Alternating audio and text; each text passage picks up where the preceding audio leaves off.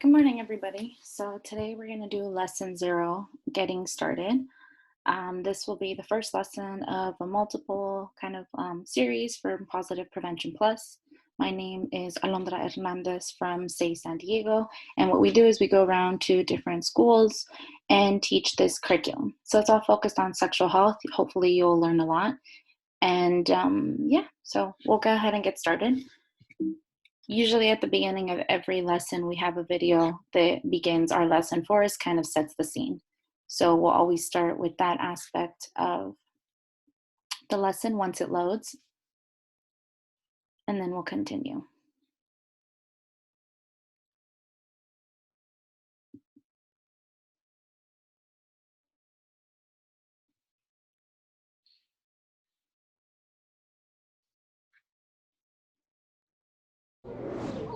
Man, I really like that girl. For real. I can't tell if she likes me or if she's playing with me. I hate this. What if she's putting me in the friend zone?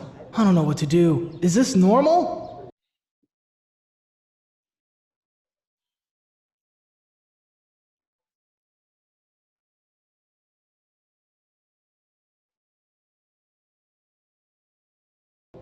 Oh, hey, Aman, what's up? Hey, Johnny. It's all good. Last night was so much fun. Wanna try? Shh, Aman, that's not funny. I asked you not to talk about this at school. I'll see you later. Hey, Sarah. Hey, Esther. What's up?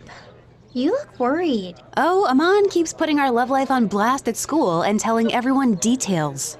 He might as well put it on Snapchat or Instagram it. It's so embarrassing. That is super awkward. If it helps any better, I just found out I have to give a presentation about contraceptive methods in health class next week. Like what? Like condoms and stuff? Ryan, were you listening to us? That's so not cool. Esther, let's talk about this later in private. I'm out of here. Why do they make us talk about all this stuff in school? Relationships, sex, porn. It does all seem so private. I wish there was someone I could talk to about this with who is older and knows what they're talking about. Hey, Ryan. Dulce, don't do that! You totally jumped. You must be tripping on someone. Who you fantasizing about now? Oh, stop it, Dulce. I'll see you later. Unless you're hanging out with your girlfriend again? Shh. Eva and I aren't official yet, and I don't want a lot of people to know we're going out. Why? Ryan, never mind that. It's personal. Just don't tell anyone, okay? There's Johnny. I'll see you later. Hey, Johnny. How's it going with that girl you like? Oh man, what's up with people talking about relationships and sex all the time? Is that the only thing people talk about?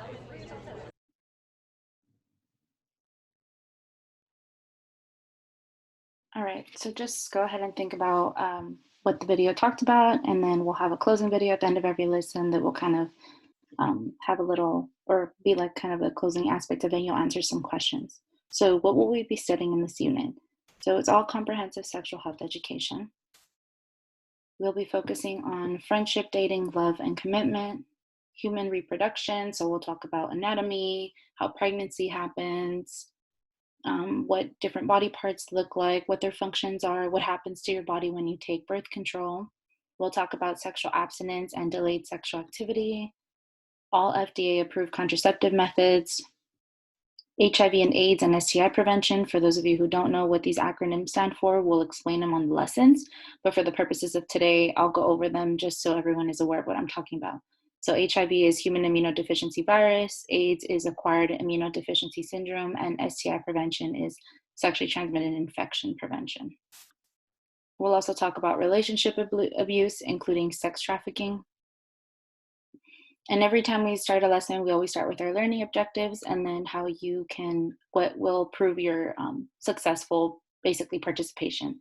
So our learning objectives for this lesson will be to identify and follow class guidelines, define sex-related and gender-related terms, identify facts about teen sexual health, and then your evidence of achievement for today will be if you participate in all the lesson activities, but it'll look a little bit different because we're not in a classroom. So instead, there'll be more like Google Forms or worksheets that you will fill out on your Google Classroom.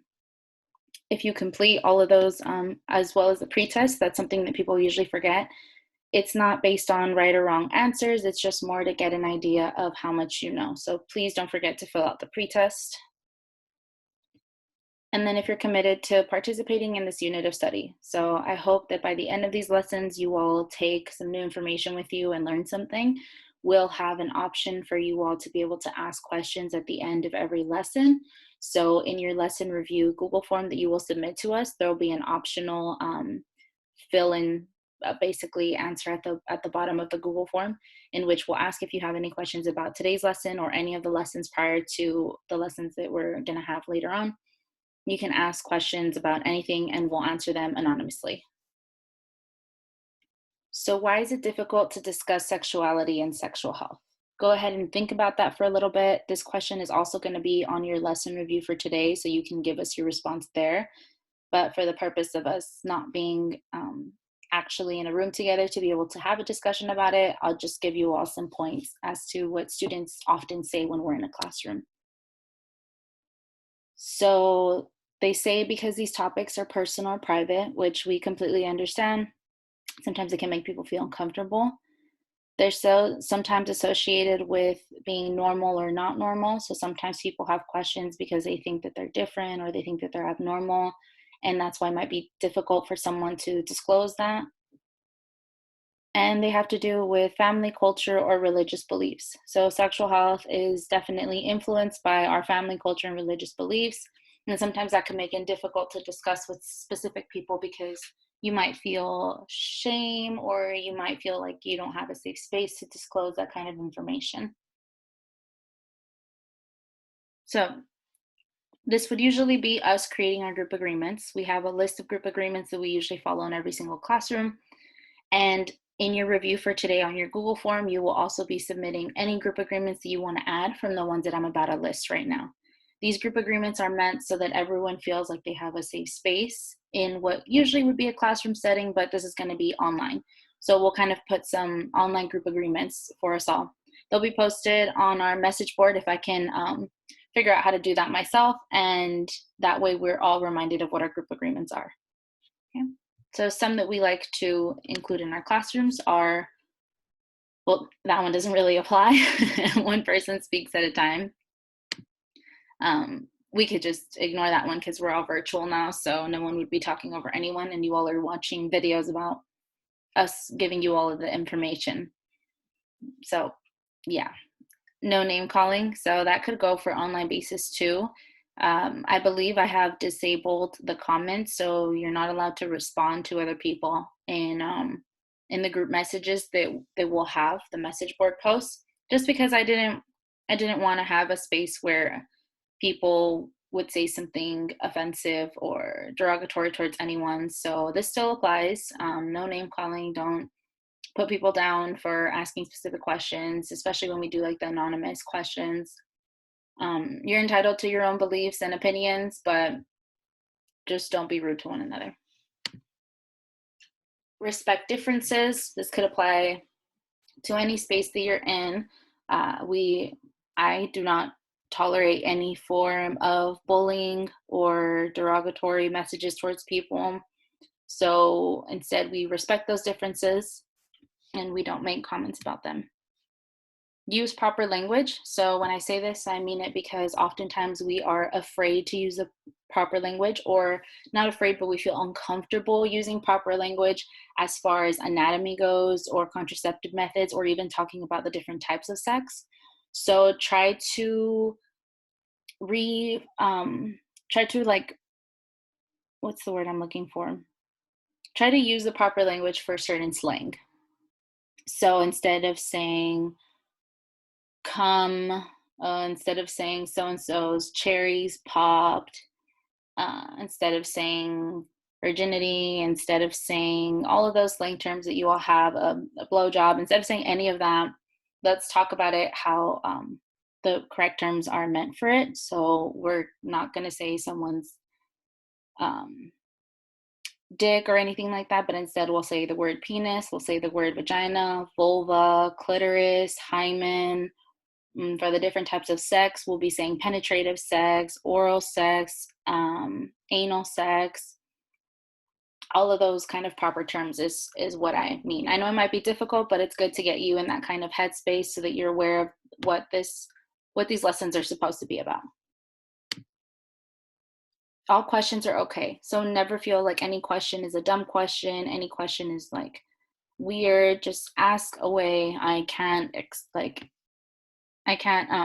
encourage it enough. This is a space for you to be able to learn something and maybe ask questions that you oftentimes don't feel comfortable asking. So please ask away. No personal stories. So just because we don't want to share any too specific information, try to refrain from sharing personal stories. Usually this would be best in a classroom setting because that's when really all of our discussion happens. But we'll try to use it for online purposes too. So please don't disclose more information than you need to or feel willing to.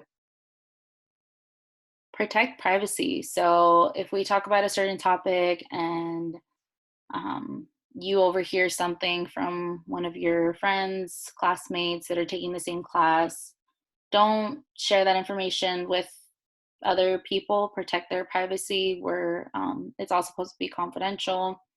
As the way that we practice that, me and my co-facilitator, who you all will be listening in on other presentations, Ms. Giovanna, the way that we do that is through your anonymous questions. Although your name is on the Google form when you submit it, we do not disclose your name with anybody. We just disclose the question that was asked so that everyone can get the information that we need. So we expect you all to do the same and protect your fellow peers' privacy. All right, so how sexually healthy are teens in the US? So I want you all to think about the percentage of teens who have had sex versus those who had never had sex. And by that, I mean at any point in their life up until now, think of the percentage that you think of teens that have actually had sex versus those who have never had sex. To give you an idea, most students often say 70 to 80%, closer to 100% is what often teens guess. And here we have a little chart for you. So 53% of teens in the US have never had sex versus 47% have had sex at some point in their lifetime up until the age that they are now. Okay. So now try to think about those people who are actually sexually active versus those who are not sexually active. What we mean by that is those are the people that are actually having sex right now. So not the people who have had sex, maybe had sex once 3 years ago and that was it, they never had sex again. But instead the percentage of teens who are actually actively having sex right now. So we have 34% are actually sexually active versus 66% are not sexually active. Oftentimes people think those numbers are, again, in the 60s, 70s, high 80s. They always believe that more people are actually having sex than what our data is representing. So this just kind of goes to talk a little bit on the idea that teens think that everyone around them is having sex. And that's not necessarily true. People might act and say that they are having sex, so that doesn't necessarily mean that they are. Let's look at the percentage of those who are not using condoms versus those who are using condoms. So out of our teens that are sexually active, we had 34% of teens who were actually sexually active. Now let's look at those teens who are actually using barrier methods, which are condoms, versus those who aren't using any. So 60% of those teens are using condoms and 40% are not using condoms, okay? Most of the time, it's funny because when we go to classrooms, people kind of switch up on this one and they think that there's a higher percentage of people not using condoms. So they say that there's like 80% of people not using condoms. But this number is a little surprising even to me, but it's good. I'm glad that more people are actually using barrier methods versus people not using any barrier methods, okay?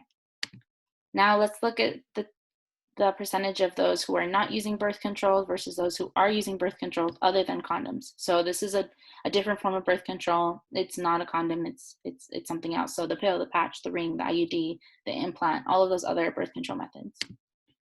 We have 23% are using birth control and 77% are not using birth control. So maybe most of the teens, it looks like more people are more likely to use condoms versus birth control. So that's just something interesting to look at and to think about. All right, so how can teens improve their sexual health? So this question usually goes for all of us again to kind of think about and discuss. So just kind of think about how you think that teens can improve their sexual health based on the statistics that you just saw in the previous slide and the numbers, whether something was alarming to you, whether you were like, oh no, I knew that, like that sounds about right. Think about what are some things that teens can do to improve their sexual health. Items that we have listed below are we can increase the sexual health knowledge for teens. So we can advocate for classes like the one that you're participating in right now to be all around the US in general, not just California, but all around the US so that teens can get the information they need. And that way they're prepared for when they decide to have sex. Have parents speak more openly to their children about sex. In a lot of the classes that I've been in and in a lot of the presentations that I've done, I've always heard teens say that they would rather have a conversation about sexual health with their parents than with a complete stranger or teacher or some other kind of trusted adult. So you as students and you as youth and teens want to have these conversations with their parents, but oftentimes your parents don't know how to approach these certain conversations.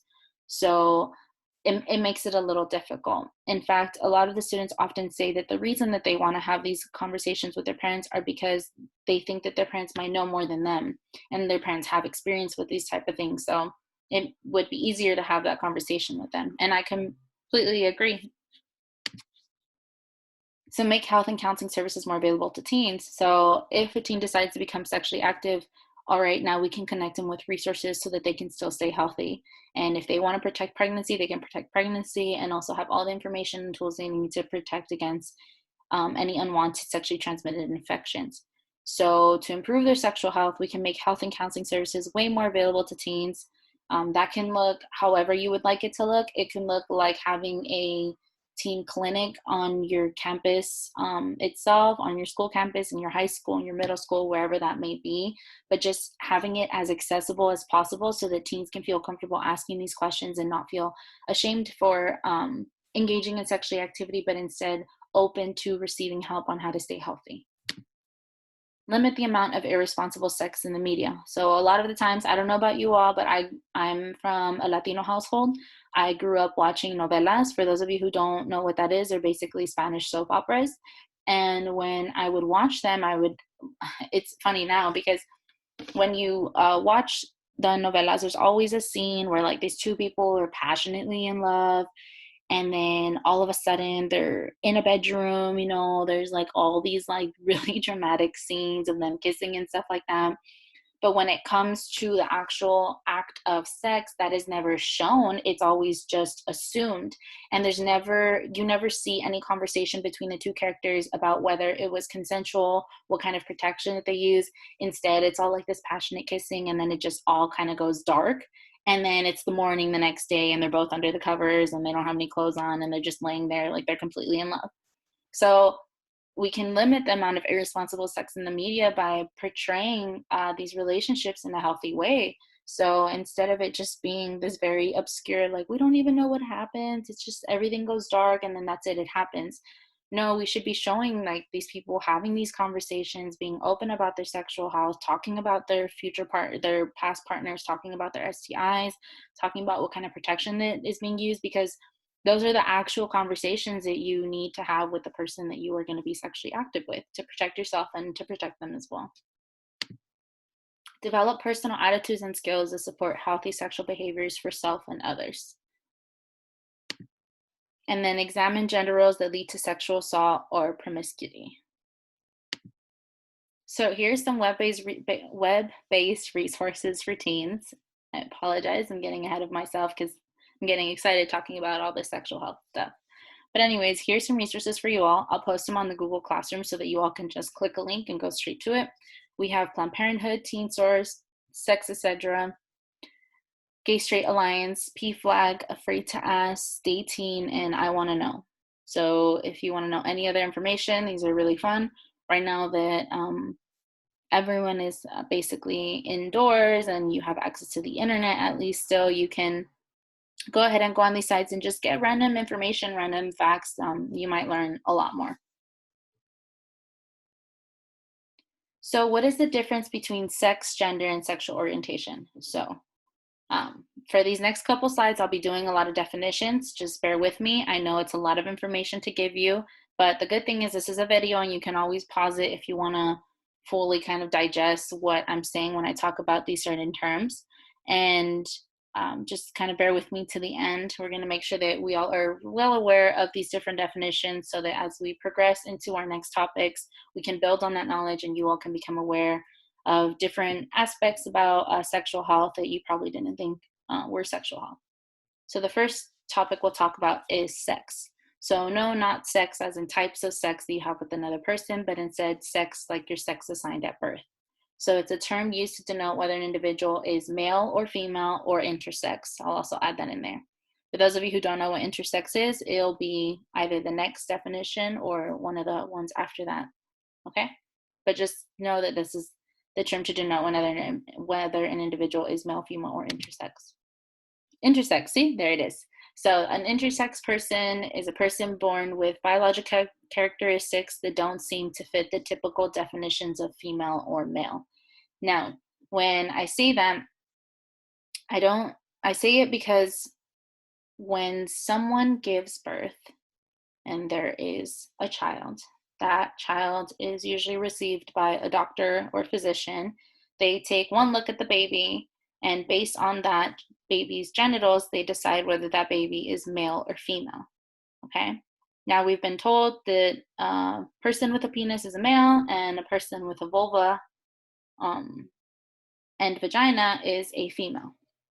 And an intersex person is a person who is born with biological characteristics, so certain genitals and maybe chromosomes that don't seem to fit the typical definitions of what people have created as the two categories of female or male. So oftentimes an example of this could be there are individuals who, when are born with slightly smaller genitalia or slightly enlarged genitalia, and the doctors deem it too difficult to distinguish between the two characteristics that they have created for whether someone is male or female. So they label this child at birth intersex, okay?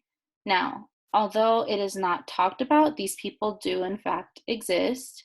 There is more people out there who are labeled as intersex than you might believe. And if you all want more information about it, I encourage you to look at those other sites that I told you all about. Planned Parenthood has a lot of good resources.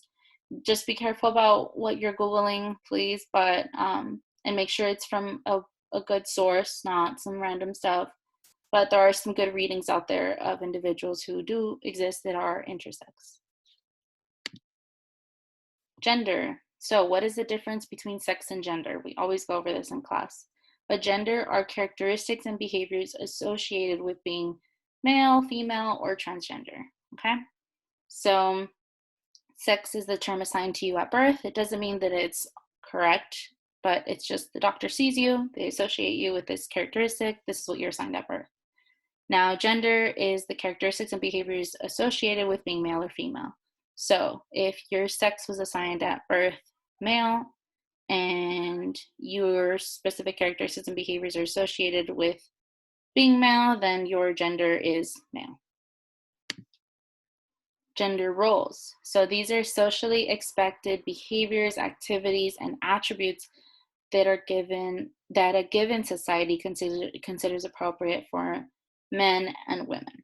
Okay, so socially expected behaviors, we can digest that a little bit. That just means that these are certain roles that have been ingrained in us and have been around for years and years, and because of this, we think that they are socially expected of us. So, for example, again, I'll bring up myself. I'm from a Latino household. My socially expected behavior, being born as a female, was your gender role is to do things that a woman would do. I'm not saying this is correct, but this is how I was raised, and what I was told as a child is that my gender role was more towards the kitchen, whether that was cooking, cleaning, that was my gender role. Now, that doesn't mean that I stuck to that gender role. I definitely defied that gender role because I didn't think it was correct to put people in boxes. But that is just an example of a gender role in case you're not too sure what it means. Gender nonconformity. So it's behavior or appearance that does not conform to an expected gender role. So we just learned about gender roles. Gender nonconformity would be people who challenge those socially expected behaviors, and instead they behave or have an appearance that does not conform to an expected gender role. So something that does not conform to what is typically defined as being feminine, or something that is not typically defined as being masculine.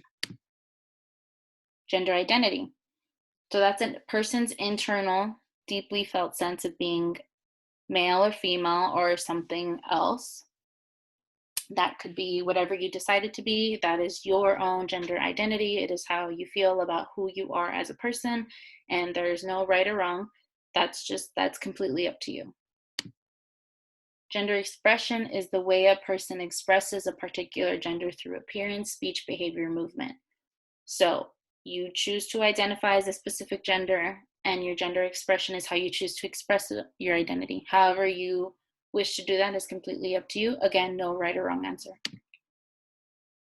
Cisgender. So cisgender people are those who identify the same as their assigned or presumed sex as at birth. So I'm a cisgender person because I was assigned at birth female, and I choose my gender to identify as female, along with say my pronouns. Okay, so that would come into place. So that'd be a cisgender person. Okay, those who identify with the same as their presumed sex at birth. Their gender aligns with that was assigned to them at birth. And it's okay if you're not cisgender, that's fine. Transgender, people whose gender identity differs from their assigned or presumed sex at birth. So say when someone was born, they were assigned female, but their gender identity and what they choose to identify as and express is more masculine. I can't even remember what my example was. I think the example was someone was born female, but they choose to identify as male. That's completely up to them. That would be the definition of transgender. So people whose gender identity differs from their assigned or presumed sex at birth. Gender binary. So a social system that constructs gender according to two discrete and opposite categories, male or female. So in a lot of the other definitions that I gave you at the beginning, they were all very binary. So they were all very sex assigned at birth, male or female. And then there's then there's the intersex. So that adds a little bit more to it.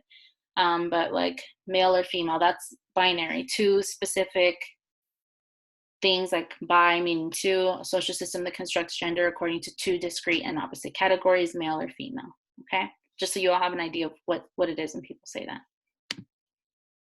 Gender expansive, a more flexible range of gender identities or expressions than those associated with the binary gender system. So gender expansive would be the opposite of gender binary. Instead, it would be something that's more flexible, more like a spectrum, more of a range, where there's just you don't have to fit in these two specific categories, but instead it can just flow, and there's just multiple different types of fluidity. Sexual orientation, a person's enduring romantic or sexual attraction to people of another and or the same gender. So just who you're attracted to. That could be romantic, it can be a sexual attraction, physical, emotional. There's people who are not sexually attracted to people but are more emotionally attracted to them. So sexual orientation encompasses all of that. All right, so what are the dimensions of human sexuality? So your human sexuality is made up of your sex assigned at birth, your gender expression, your gender identity, and your sexual orientation. So based on all the definitions that we talked about and everything that we have discussed thus far, we're going to do an activity. You will be filling out this activity on a Google form, but for the purpose of it right now, I'll be using myself as an example so that you all understand how and what the purpose of the activity is. So you're going to be imagining yourself as a different gender or a different type of sexuality. Okay, so I am female and I identify as a straight female, so I would be imagining myself as anything other than that. So for this activity, I'm gonna choose to be a male instead. Okay, so imagine a different gender. And I'll choose to be a gay male, actually. So let's do that. Something completely opposite of what it is that I am. All right, so now that you've decided who you're going to be for this activity, I want you to think about how your life would be different. What are some things that might change? How might you be perceived differently now? And just kind of think about that for a little bit.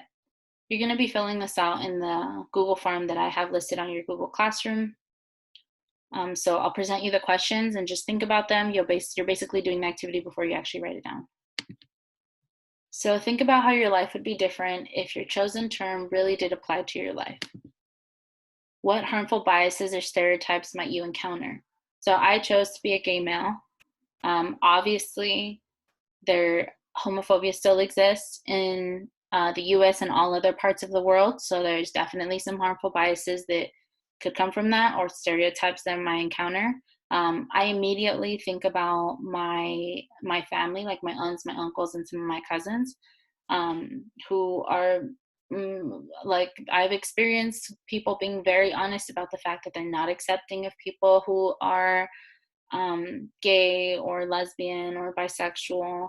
And in a Latino household, if you add that into the mix, being a man is associated with being very like masculine and like not showing any kind of emotion. So when you're a gay man and a Latino, it's hard to battle against the what we call machismo, which is when you're expected to have this kind of role of like you're a man, like you need to be tough, and like you run this house and you're the breadwinner, basically. So harmful biases and stereotypes that I might encounter or be for some reason, if I was a gay man, it would be associated like it would be very hurtful to who I am as a person because I would be looked down on by other family members. Now, I understand there's families that are not like that, and that's awesome. I'm glad that we're breaking the cycle, and I'm glad that they're supporting families out there. But I'm just thinking it in the aspect of like really putting myself in someone's shoes if it applied to me in this different life. What social professional opportunities might become available? Well, hopefully, and I know it might still occur today, but hopefully there's no actual workplaces that discriminate against anyone who's gay, bisexual, lesbian, or anyone from the LGBTQ plus community. But I'm well aware that that is not the case, and sometimes people are discriminated because of their sexual orientation. But what might become available if I'm looking at this in the aspect of for me being actually being a female but putting myself in shoes of a male, I might have more job opportunities available. I might have a better increase in pay because women are underpaid compared to men, so that might be an opportunity that might become available. What opportunities might you now lose? I think that I kind of answered that question already. So, as I said in the previous question, maybe because of my sexual orientation, because I'm part of the LGBTQ plus community, putting myself in this person's shoes, there could be opportunities that I might lose. There could be workplaces where I am discriminated. How do you wish others would treat you?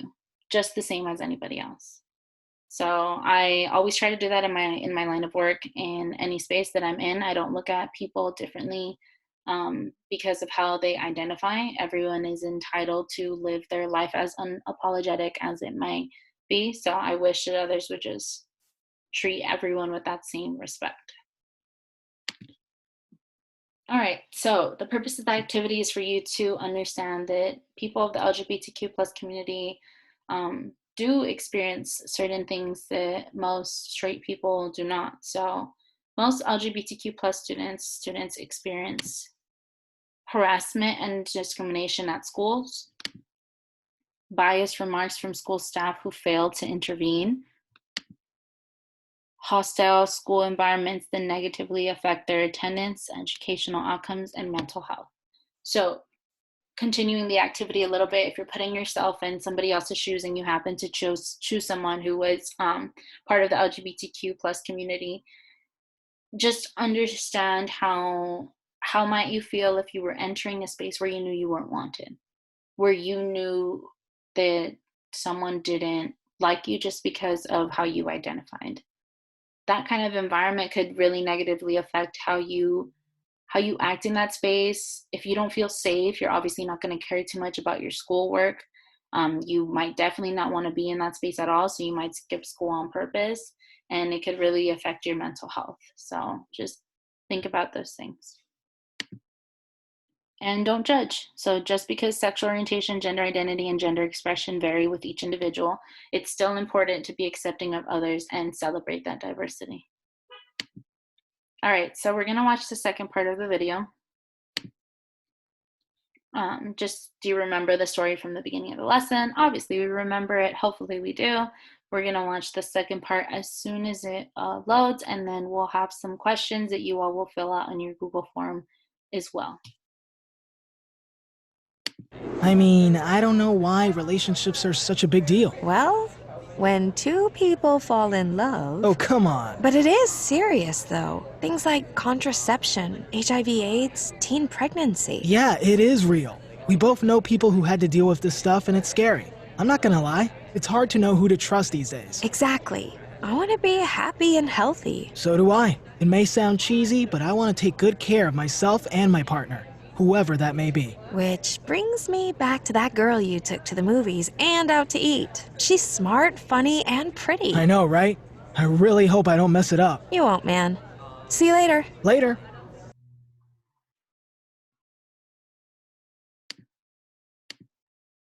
All right, so how did the story end? What happened in the second half of the story? And what can you learn from this? So just think about your answers to to these questions. Again, it'll be in your Google form and you can fill that out on the message board post. All right, so time for a quiz. So every lesson we will end up with a quiz. I will not be clicking through the quiz because it gives you the answers. Instead, you'll fill out the quiz on your own on your Google Classroom, and then you'll find out which ones you got right or wrong, and we'll kind of discuss them in the next lesson, so I can just make sure I clear up the correct answers for everybody in case you have any questions. All right, so this concludes our lesson for today. You can go ahead and exit the video and fill out all the activities on your Google Classroom. Enjoy the rest of your day, and I hope you all enjoy the lessons to come. Goodbye.